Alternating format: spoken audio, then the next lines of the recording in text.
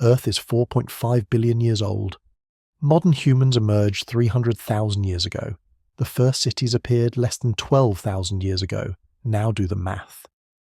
In that brief span, less than 4% of human existence, entire civilizations have risen to heights of sophistication then vanished. Not through conquest, not always through disaster, sometimes without any clear explanation at all.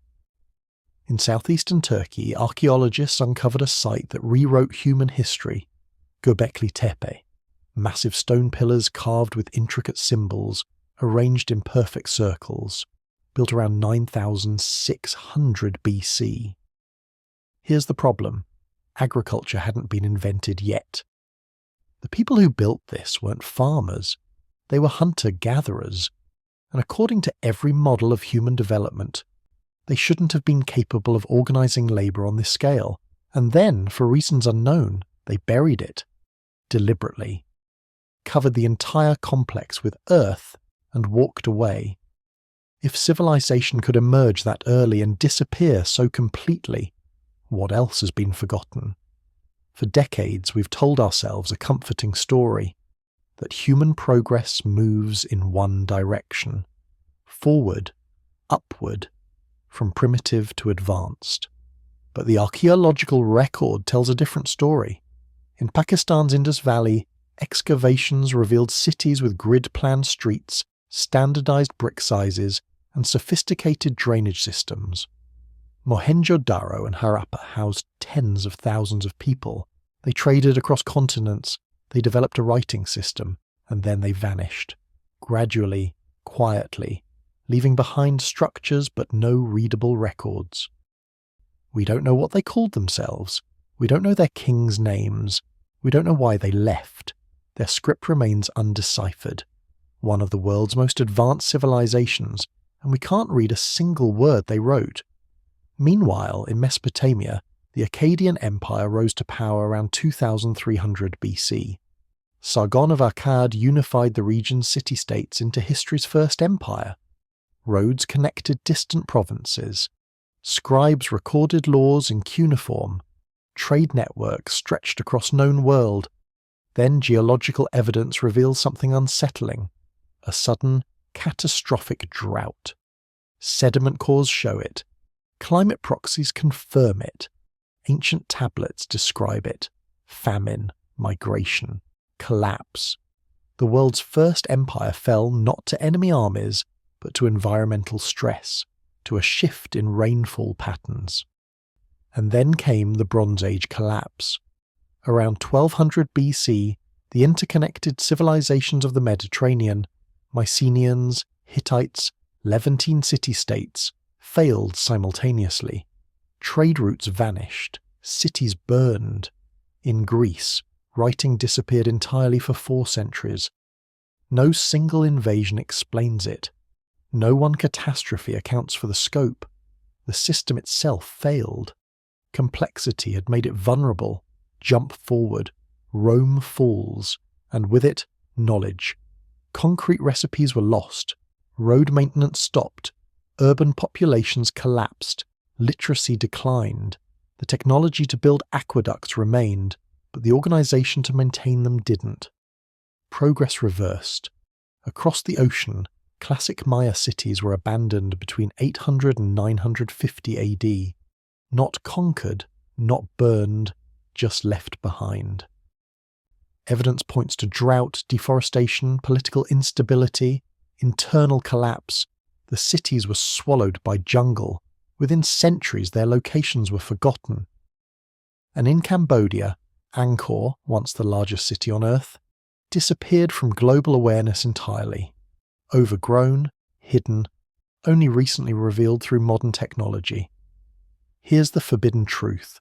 Most history books skip over. Civilization is not permanent. Knowledge is not guaranteed. And Earth does not preserve what humans build.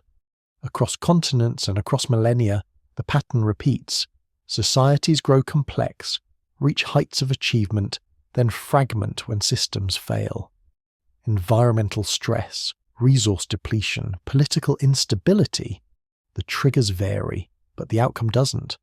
Collapse is not the exception, it's the norm. And every single one of these civilizations believed it would endure. So the question isn't whether lost civilizations existed. The question is, what made them fall, and are we repeating the same mistakes? To answer that, we need to go back, not to the dawn of cities, but to the dawn of time itself. Because understanding why civilizations vanish requires understanding how fragile memory truly is, and how much of Earth's history has already been erased. 4.5 billion years. That's how long Earth has existed. Spinning, reshaping, burying. For most of that time there was nothing. No eyes to witness, no minds to record. Then, roughly 7 million years ago, early hominins appeared. Upright walkers, tool users, not yet human, but moving in that direction. Modern humans, anatomically identical to us, emerged 300,000 years ago. But for 290,000 of those years, they left almost nothing behind. No cities, no monuments, no writing, just stone tools, footprints in volcanic ash, bones scattered across continents. History, as we define it, didn't begin until writing appeared 5,000 years ago. Everything before that is prehistory, reconstruction, inference. And here's the uncomfortable truth. Absence of evidence is not evidence of absence. Archaeology is not a time machine. It's forensic work on a planetary scale. Archaeologists don't uncover complete stories. They find fragments, a broken pot, a buried wall, a layer of ash.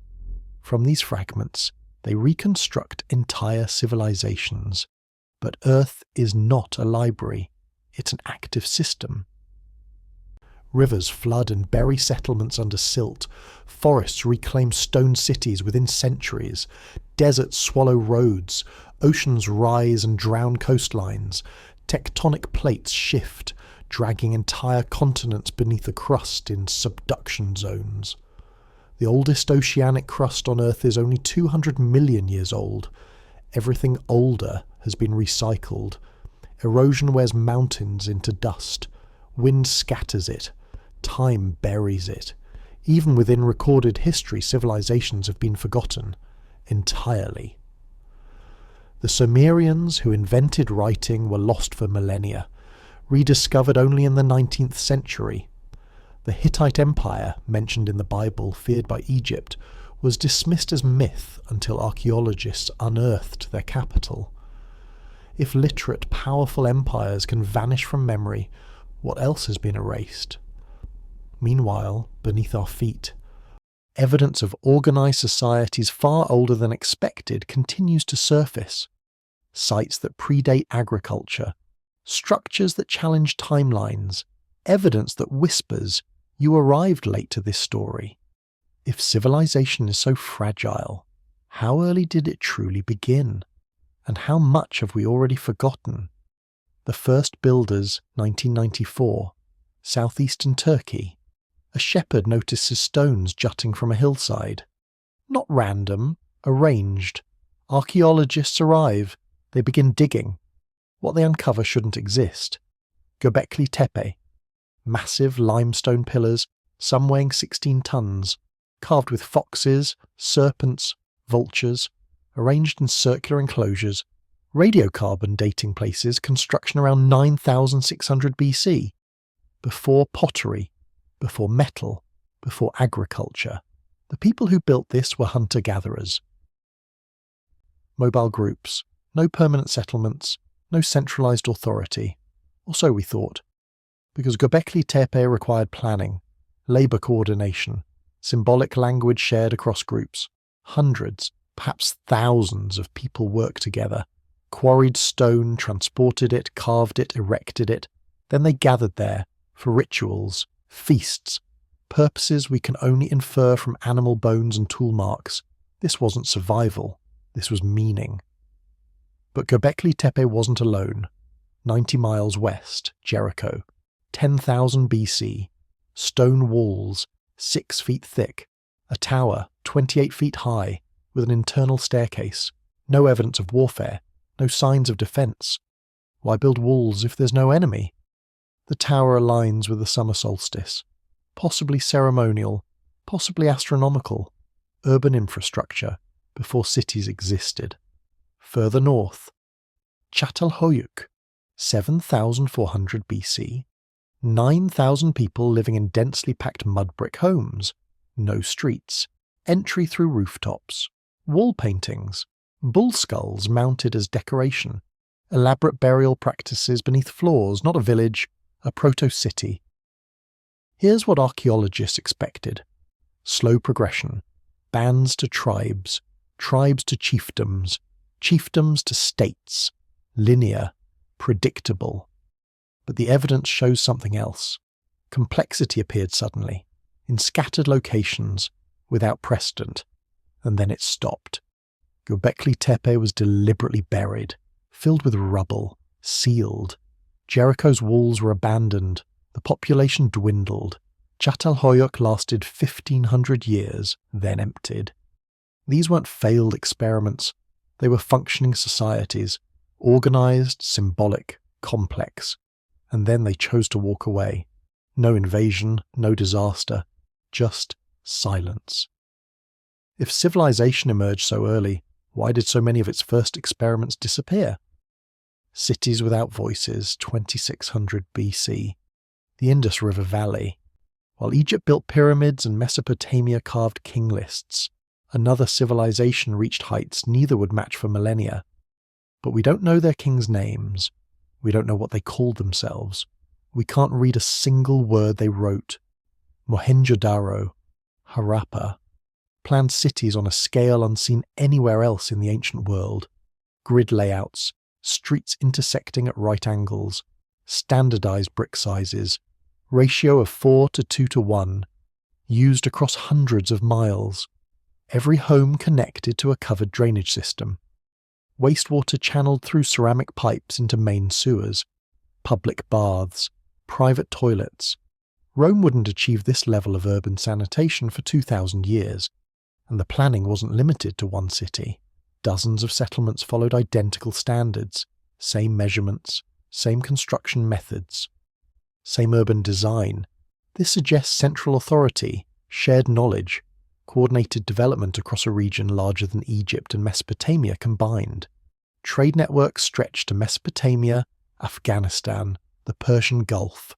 Standardized weights and measures facilitated commerce. Seals marked goods. Ships carried copper, carnelian, ivory. A thriving, interconnected economy. But here's what's missing. Temples, palaces, monuments to rulers, no inscriptions glorifying kings, no weapons caches, no fortifications, and the writing, over 4,000 inscriptions on seals and pottery, remains undeciphered. Short sequences, symbols, possibly names, titles, or transaction records. But without a bilingual text, without a Rosetta Stone, the script is silent. We're staring at one of history's most advanced civilizations, and we can't hear its voice. Around 1900 BC, something changed. The Zaga-Hakra river system, likely the Sarasvati mentioned in ancient texts, began drying up. Tectonic shifts, climate change, monsoon patterns weakening, cities dependent on water couldn't sustain themselves, populations declined, construction quality dropped, standardization disappeared, no signs of invasion, no burning, no mass graves, just gradual abandonment. By 1700 BC, the great cities were empty. Meanwhile, elsewhere, humanity attempted something even more ambitious: empire. Centralized power, military force, kings who claimed divine authority. But if a civilization this advanced could fade without conquest, what hope did empires have? The first empire to fall, 2300 BC. Mesopotamia. A man named Sargon rose from obscurity. Cupbearer to a king, then king himself, then conqueror. Within decades, he unified the city-states of Sumer and Akkad under a single authority. History's first empire. But empires, it turns out, are fragile in ways cities are not. Sargon's Akkadian Empire stretched from the Persian Gulf to the Mediterranean. Centralized administration, royal governors in distant provinces, roads connecting cities, scribes recording taxes, trade, military campaigns in cuneiform. For over a century it functioned. Sargon's grandson, Naram-Sin, declared himself a god, built monuments, expanded borders. The empire seemed permanent. Then the rain stopped. Sediment cores from the Gulf of Oman tell the story geological records preserve better than human memory. Around 2200 BC, dust levels spike dramatically. Windblown sediment increases threefold. Climate proxies show a sudden severe aridification event, a megadrought, lasting decades. In northern Mesopotamia, Tel Lelan, a major city, was abandoned abruptly. Soil samples reveal a layer of volcanic dust followed by windblown sand. No occupation for 300 years. Agricultural collapse. The land couldn't support populations. Cuneiform tablets from the period describe what numbers and soil cannot. The fields became white. The earth did not produce grain. Famine was severe. Nothing was delivered. Another text. The large arable tracts yielded no grain. The gods turned away. The great storms went to heaven. Not poetic metaphor. Recorded observation. Cities starved. Populations migrated. Political authority fractured. Refugee movements destabilized neighboring regions. Nomadic groups moved into abandoned territories. The empire's administrative network, dependent on agricultural surplus, collapsed. By 2100 BC, the Akkadian Empire was gone. Environmental stress didn't weaken it, it erased it. But this was localized, regional, one empire falling to climate. Then something unprecedented happened. Collapse on a continental scale. Interconnected civilizations, multiple centers of power, all failing simultaneously. What happens when multiple civilizations fail at the same time? The world that ended at once. 1200 BC. The Bronze Age world was interconnected in ways it wouldn't be again for over 1,000 years. Trade routes linked Egypt, Mycenaean Greece, the Hittite Empire, Cyprus, the Levantine coast, tin from Afghanistan, copper from Cyprus, grain from Egypt, luxury goods flowing between palace economies, diplomatic letters preserved in the Amarna archives show kings addressing each other as brothers, negotiating marriages, requesting gold, chariots, physicians, a complex system, interdependent, sophisticated. Then it failed. Everywhere. At once. Mycenaean palaces burned. Hattusa, capital of the Hittites, abandoned. Ugarit destroyed. Troy fell. Egyptian records describe invasions, chaos, famine. But here's what's strange. No single enemy explains it. The sea peoples, raiders mentioned in Egyptian inscriptions, are often blamed. But they appear after the collapse begins, not before. They weren't the cause, they were a symptom. Displaced populations, refugees, groups moving because their own systems had already failed. Climate proxies reveal drought. Pollen analysis shows agricultural decline. Tree rings indicate cooler, drier conditions across the eastern Mediterranean. But drought alone doesn't explain why trade networks collapsed, why literacy disappeared in Greece for 4 centuries, why palace bureaucracies, functioning for generations, suddenly ceased. The answer lies in complexity itself. Bronze Age economies were palace-centred, centralised record-keeping, redistributive systems, specialised labour. Tin and copper, required for bronze, came from distant sources. If one link in the supply chain broke, the entire system strained. Drought reduced agricultural surplus. Fewer resources meant less trade. Less trade weakened political alliances. Weakened alliances invited raids. Raids disrupted production. A cascade. One failure triggering another. The system was efficient, but efficiency is fragile. In Greece, writing vanished. Linear B, used for palace administration, disappeared. For 400 years, no written records, the so-called Greek Dark Ages, not because people forgot how to write, but because the systems requiring writing no longer existed. Complexity didn't just decline, it collapsed entirely in some regions. And yet, even after such devastation, civilization rose again, only to forget its own past. The Greeks of the classical era remembered Mycenaeans as myth, the Trojan War as legend. Can civilization survive collapse without losing its knowledge? When knowledge dies, Rome built structures that still stand 2,000 years later. Aqueducts, roads, the Pantheon's dome, unreinforced concrete, larger than any built until the 20th century. Then Rome fell. And humanity forgot how to make concrete. For over 1,000 years. Roman engineering wasn't primitive, it was sophisticated.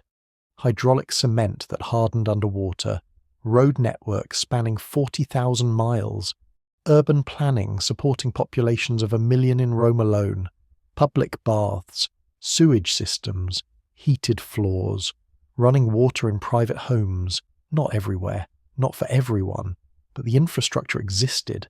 The knowledge was real. Then the Western Roman Empire collapsed, 5th century AD. And the knowledge didn't transfer, it vanished. Medieval Europeans could see Roman aqueducts, walk on Roman roads, stand inside Roman buildings, but they couldn't replicate them. The recipe for Roman concrete, volcanic ash mixed with lime in specific ratios, was lost. Road maintenance ceased.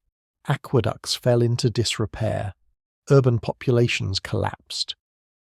Rome's population dropped from over 1 million to perhaps 30,000 by the 6th century. Literacy declined.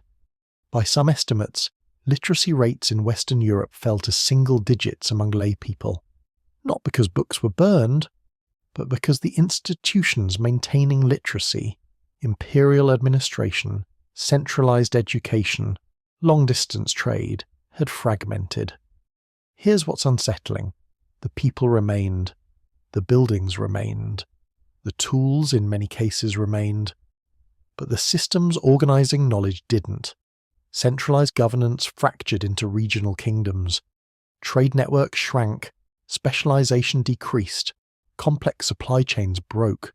You can't maintain aqueducts without organized labor. Can't produce books without scriptoria. Can't preserve engineering knowledge without institutions training engineers.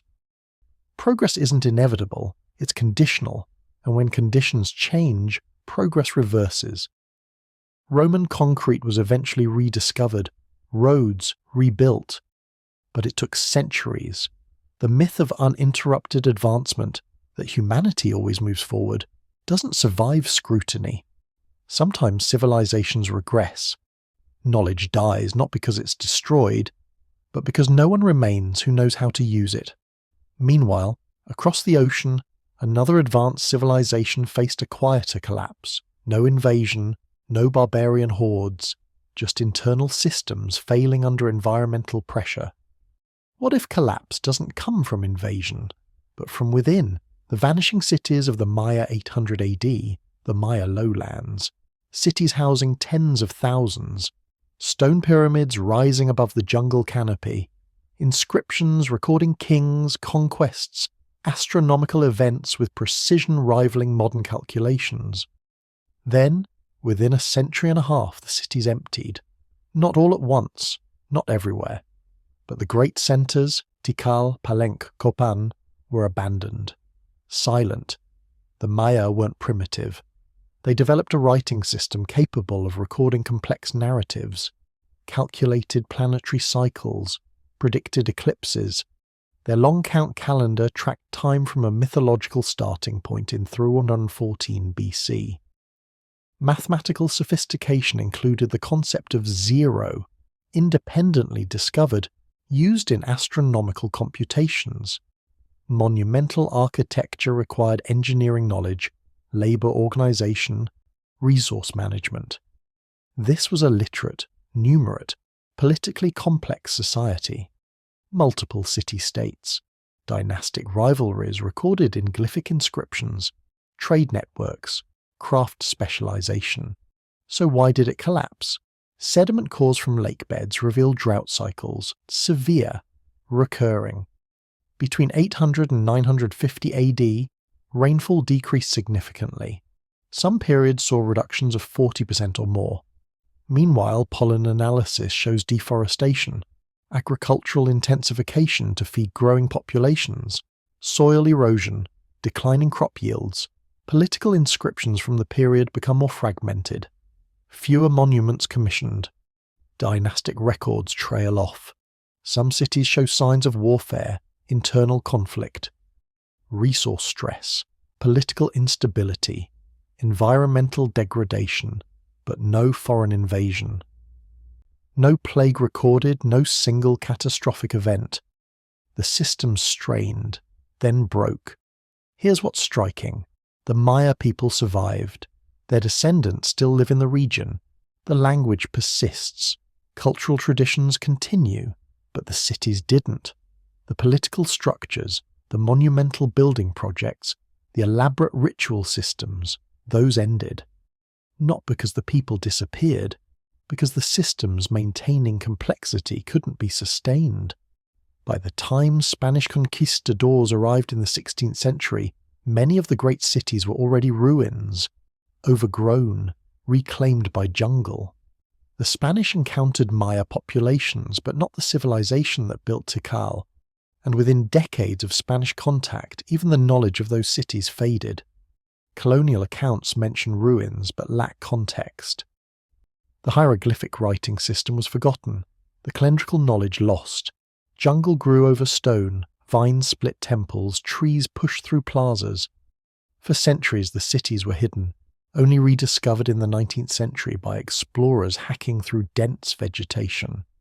But then archaeology revealed something even more unsettling. Entire mega-cities forgotten, not in jungles, but in plain sight.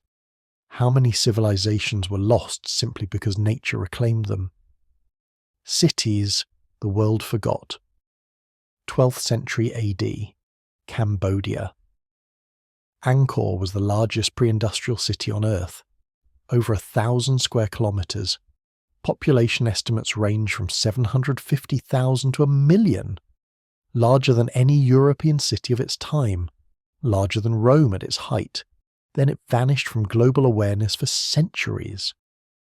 Angkor's complexity was hydraulic, an elaborate water management system, reservoirs called barays, some measuring 5 miles long, canals, dikes, channels distributing water across the urban landscape.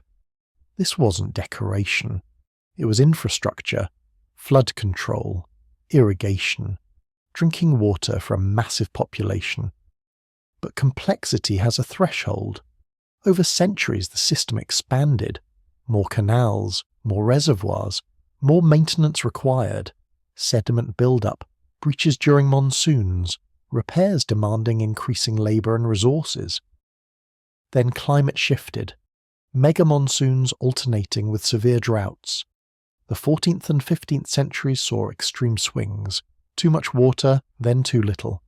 The hydraulic system, designed for stability, couldn't adapt to volatility. Political power fragmented, the capital relocated. By the 17th century, Angkor was largely abandoned. Jungle reclaimed stone temples, roots split carvings, trees grew through courtyards. Western awareness of Angkor effectively disappeared until French explorers rediscovered it in the 19th century. The largest city of its era, forgotten. But nature doesn't only reclaim slowly.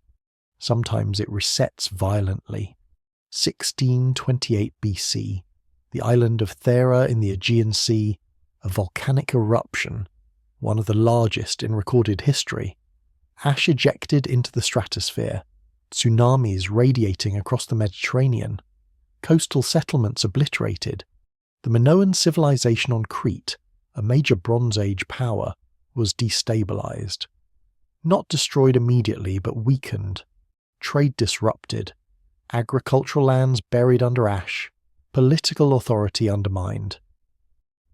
Environmental catastrophe doesn't need to kill everyone to collapse a civilization. It just needs to break the systems holding it together. And here's what modern technology reveals. We've been walking past lost cities without knowing. LiDAR, light detection and ranging, penetrates jungle canopy, maps ground surface beneath vegetation. Entire Maya cities, invisible to explorers for centuries, now appear in data. Same with Angkor's full extent. Networks of roads, reservoirs, settlements previously hidden.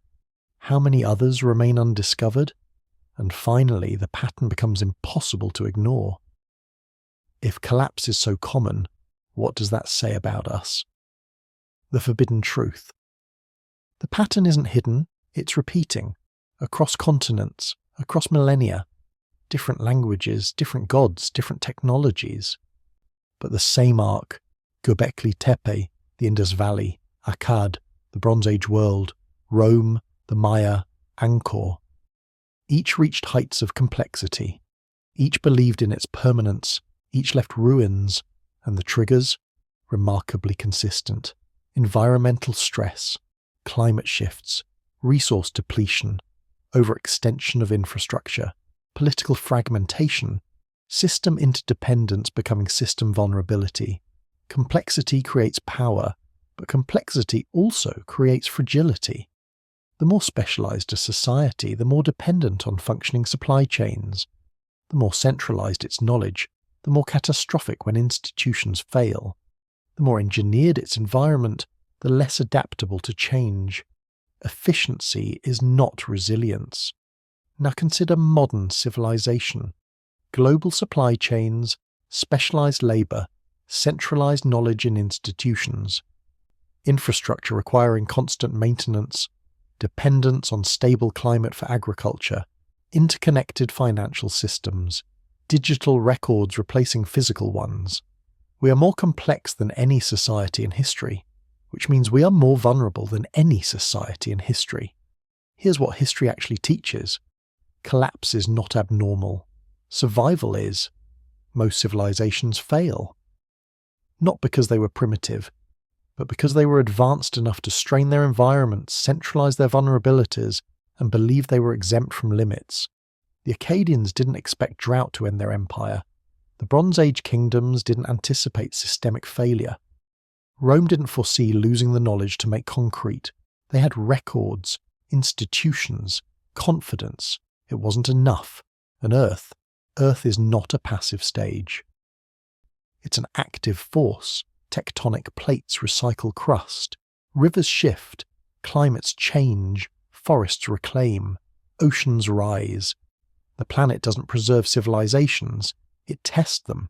And over 4.5 billion years, it has learned patience. The forbidden truth isn't that ancient civilizations were myths. It's that they were real, advanced, confident, and temporary. Civilization is not humanity's destiny. It's an experiment we keep trying. Knowledge is not inherited. It must be actively preserved, maintained, transmitted.